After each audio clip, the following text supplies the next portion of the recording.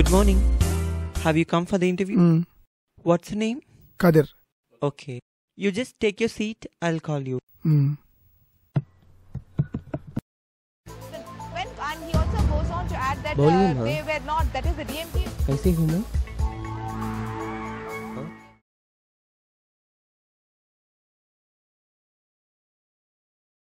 Mr. Akash, you can go now. And also on Okay, I will call you back now.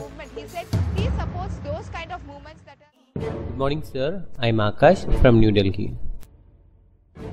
Welcome, Akash. Take your seat. He supports those kind நீங்க எந்த ஊர்ல இருந்து வந்திருக்கீங்க? நான் தஞ்சாவூர் இங்க ஃப்ரெண்ட்ஸோட தங்கியிருக்கேன். ஓ, அப்ப நீங்க தமிழ் தானா? உங்க பேர் என்ன? என் பேர் சரவணன். அது சரி, ஏன் பதட்டமா இருக்கீங்க? இல்ல, என்னோட ஃப்ரெண்ட்ஸ் எல்லாம் சொல்லுவாங்க நீ நல்ல கம்பெனில நல்ல சம்பளத்தோட இருப்ப அப்படின்னு. ஏன்னா நான் ஒரு விஷயத்த எடுத்துக்கிட்டேன்னா உடனே செஞ்சு முடிச்சிடுவேன் என் ஃப்ரெண்ட்ஸ் எல்லாம் சொல்லுவாங்க. ஆனா அதுல என்ன பிரச்சனை? இல்ல, நான் 10-15 இன்டர்வியூ அட்டென்ட் பண்ணிருக்கேன். ஆனா எந்த கம்பெனியும் எனக்கு வேலை கொடுக்கல. ஆனா அவங்க கேக்குற கேள்விக்கெல்லாம் எனக்கு பதில் தெரியும். ஆனா அவங்க கேக்குறது இங்கிலீஷ்லயாச்சே. பேசாம தமிழுக்கு கொடுத்த முக்கியத்துவத்தை இங்கிலீஷுக்கு கொடுத்திருந்தா இப்ப நான் ஒரு நல்ல நிலைமையில இருந்திருப்பேன்ல.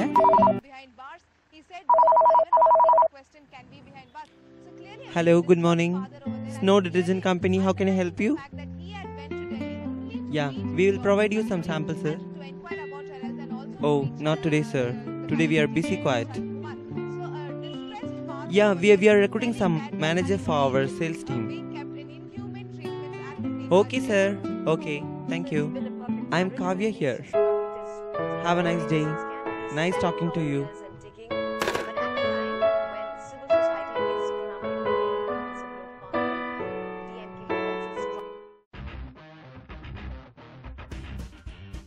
Congrats, Akash. We wish to offer you this job. We will send you the appointment order soon. Thank you very much, sir.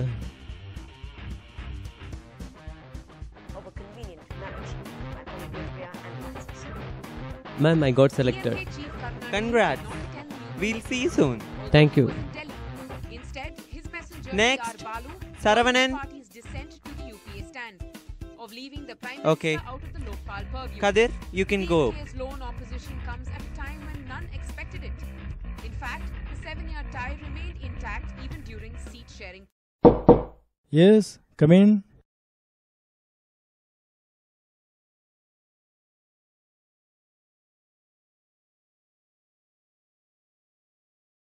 Take your seat, Mr. Kadiravan Veluchami. நன்றி sir.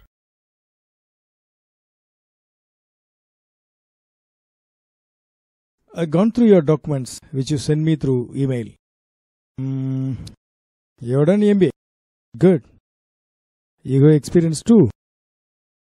You must have gone through a company's profile. Now you must know what kind of company we are. Now let me ask you a few questions. Please tell me, why do you think that you are fit for this company? And in what ways you think that you can help this company in terms of company's growth? ஒரு நிமிஷம் sir, மன்னிக்கணும். You want to say something? உங்க பேரை வச்சு பார்க்கும்போது நீங்க தமிழரா தான் இருப்பீங்க, சரிதானே sir? Yes, I am.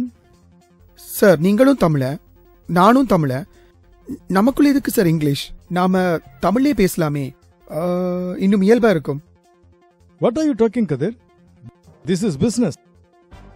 You come for an interview, and an interview should be in English. Business வந்துட்டா தமிழ் அது இதுன்னு பார்க்க முடியாது. ஆஃபீஸில் பிஸ்னஸில் எல்லாமே இங்கிலீஷ் தான். Why? Are you not comfortable with English? Shall we proceed now? Sir, மீண்டும் மன்னிக்கணும். நீங்க சொல்ற மாதிரி இங்கிலீஷ்ல தான் ஏதாவது பேசணும்னு சட்டம் இருக்கா? தாய்மொழியில வியாபாரம் செய்யக்கூடாதா? சரி, நான் உங்ககிட்ட ஒரு கேள்வி கேட்கிறேன். நீங்க எங்கெல்லாம் வியாபாரம் செய்யறீங்க சொல்லுங்க. சவுத் இந்தியா ஃபுல்லா செய்யறோம். தமிழ்நாட்டில் உங்க பொருட்களை விற்பனை செய்யற நீங்க யாருக்கெல்லாம் விற்பனை செய்யறீங்க சொல்லுங்க. தமிழ்நாட்டில் உள்ள எல்லாருக்கும் தான் நாங்க சேல்ஸ் பண்றோம். சார், தமிழ்நாட்டில் இருக்கிற மக்கள் தொகையில 85% தமிழர்கள் தான். மீதமுள்ள மக்கள்ல பெரும்பாலும் தமிழ் எழுத படிக்க தெரிஞ்சவங்க தான். அது மட்டும் இல்லாம தமிழ்நாட்டோட ஆட்சி மொழியே தமிழ் தானே. அப்படி இருக்கும்போது உங்க பொருட்களை தமிழ்நாட்டில் விற்பனை செய்யற நீங்க ஏன் தமிழை பயன்படுத்த கூடாது? கதிர், நாங்க தமிழ்ல தான் விளம்பரம் செய்யறோமே, அப்புறம் என்ன? தமிழ்ல விளம்பரம் செய்யலன்னா உங்க பொருட்களை தமிழ்நாட்டுல வியாபாரம் செய்ய முடியாதுன்னு தெரிஞ்ச உங்களுக்கு ஏன் சார் தமிழ்ல கேள்வி கேட்ட ஒருத்தர் வேலைக்கு எடுக்க முடியாது? அது அது வேற இது வேற கதிர். என்ன சார் அது வேற இது வேற? எல்லாம் ஒண்ணுதான். நம்மளோட சிந்தனை செயல்முறையை மாத்திக்கிட்டா எல்லாம் சரியாயிடும் சார். அப்பனா ஆபீஸ் ஃபுல்லா தமிழ்ல மாத்தணும்னு சொல்றீங்களா கதிர்? அதுல என்ன சார் தப்பு இருக்கு? நான் ஐரோப்பாவில நிறைய நாடுகளுக்கு போயிருக்கேன். அங்கெல்லாம் அவங்கவுங்க தாய்மொழி தான் சார் தகவல் பரிமாறிக்கிறாங்க. அரபு நாடுகள் நம்ம பக்கத்து நாடு இலங்கையில அவங்க தாய்மொழிக்கு தான் முக்கியத்துவம் கொடுக்கறாங்க. அங்க தாய்மொழியில தகவல் பரிமாறிக்கிறாங்க. அப்படி இருக்கும்போது நம்ம தமிழ்நாட்டுல மட்டும் நம்ம இங்கிலீஷை பயன்படுத்துறமே அலுவல் மொழியா? இதுல என்ன சார் நியாயம் இருக்கு சொல்லுங்க? சொந்த நாட்டுல இங்கிலீஷ் பேச தெரியலன்னு சொன்னா உனக்கு வேலை இல்லைன்னு பல நிறுவனங்கள் சொல்லுது. இதை விட ஒரு வெக்கக்கேடான நிலை இருக்கா சார்? தன்னோட தாய்மொழி தெரியலன்னு தான் சார் வெக்கப்படணும். ஹிந்தி, இங்கிலீஷ் மற்ற மொழிகள் தெரியலனா எதுக்கு சார் தமிழன் அவதிப்படணும்? எதுக்கு சார் வேலை உரிமை இழக்கணும்? இதுக்கு முன்னாடி இதே வேலைக்கு சரவண ஒருத்தர் வந்திருந்தாரு. அவரோட ஒரு சில நிமிஷம் தான் பேசினேன். அவருக்கு நிறைய ஆளுமை திறன் இருக்கு. ஆனா அவரால் ஆங்கிலம் சொல்லாம பேச முடியல. உங்க ஆபீஸ் முழுக்க இங்கிலீஷ் மயமா இருக்கு சார்.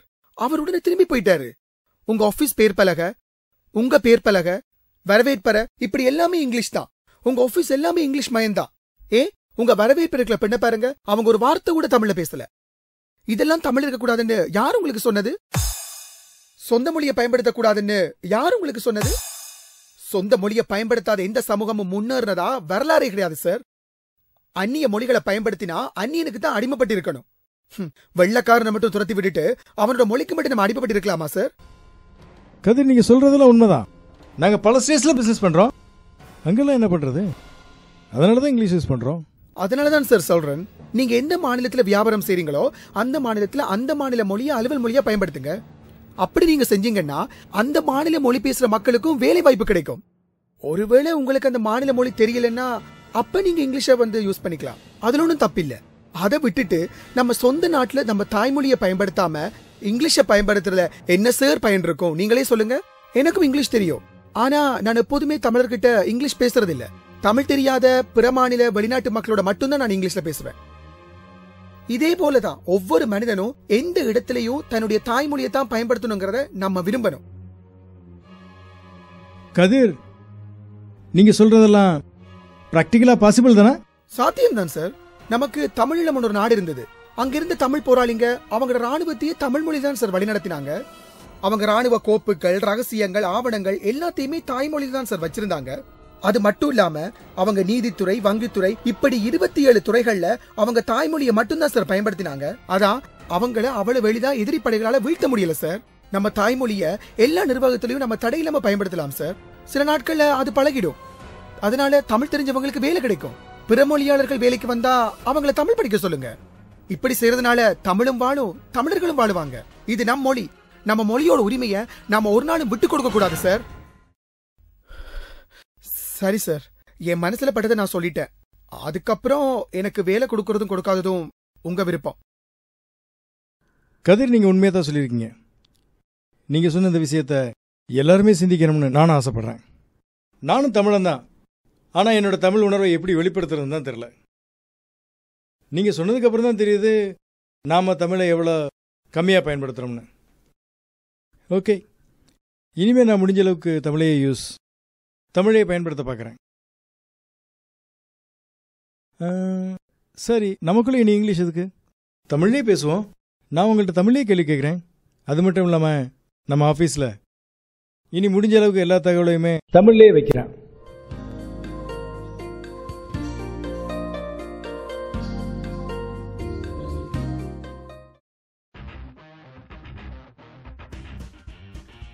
வாழ்த்துக்கள் கதிர், நீங்க நம்ம கப்பலில் வேலைக்கு ரொம்ப நன்றி சார். சந்திப்போம். நன்றி சார்.